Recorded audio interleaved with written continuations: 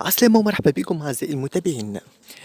يستضيف برنامج فكرة سامي الفهرية الفنانة التونسية منى العمارة بإطلالة خلى بالها وأثارت الجدل بفستانها الجميل.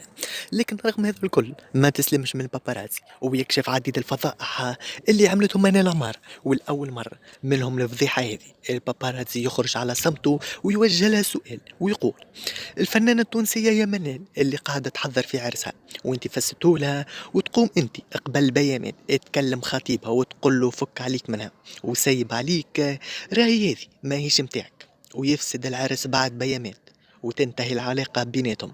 ترد منال العمارة على الباباراتزي وتقول له: لو كان أنا نحكي شنو اللي عملت تو الناس الكل يكرهوها، وأنا راني عملت هذا خاطر نقذت رجلها منها، وهذا الكل يبقى يخزر لي بيه مدى الحياة.